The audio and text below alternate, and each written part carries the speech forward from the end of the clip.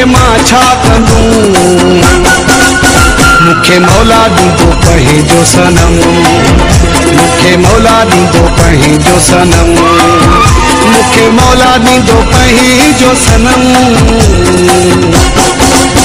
मूंखे मौला ॾींदो पंहिंजो सनम रब खे सवालो आहे सभ सां जोड़ी वालो आहे पर वञी यारनि खे मां छा कंदूं मूंखे मौला ॾींदो पंहिंजो सनम मूंखे मौला ॾींदो पंहिंजो सनम मूंखे मौला ॾींदो पंहिंजो सनम मूंखे मौला ॾींदो पंहिंजो सनम double staff Nigeria double staff Kotri Hyderabad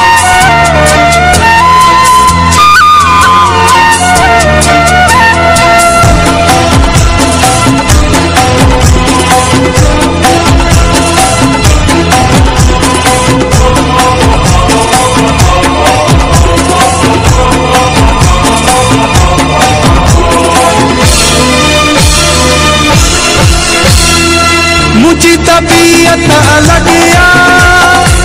हिस्सेदारी न पसंद जेका हुजे सभु कहीं सां अहिड़ी यारी न पसंद मुंहिंजो हाल ॿियो मुंहिंजो ख़्याल ॿियो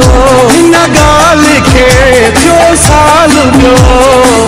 अकेलो घुमंदो वतां थो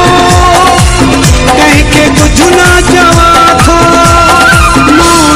मालिक ॿुधंदो मूंखे मौला ॾींदो पंहिंजो सनम मूंखे मौला ॾींदो पंहिंजो सनम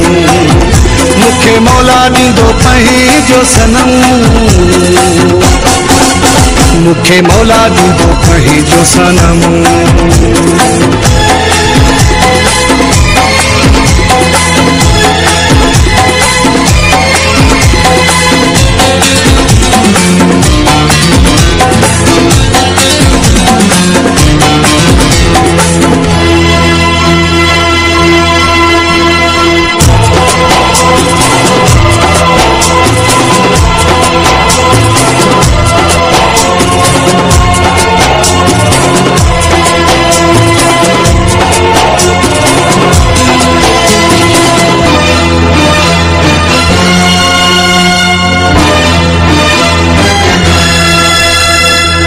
मानू मटाइन था दिल बरा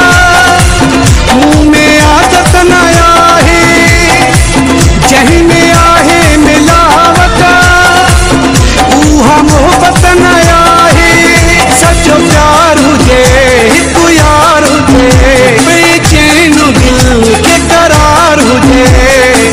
मज़ो आपो जिंदगी जो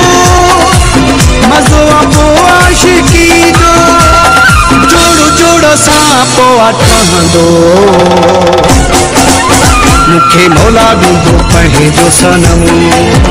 मूंखे मौला ॾींदो पंहिंजो सनम मूंखे मौला ॾींदो पंहिंजो सनम मूंखे मौला ॾींदो पंहिंजो सनम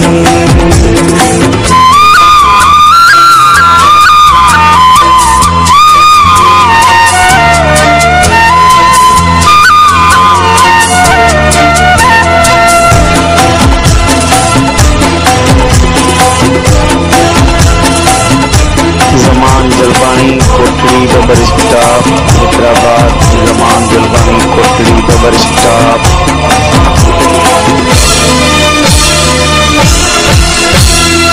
तन्हा रही थी अयासा भंगर हाणे थको गालियूं ॿुधी ॿुधी जन जूं मौला खो जाने थको अकेलाई मां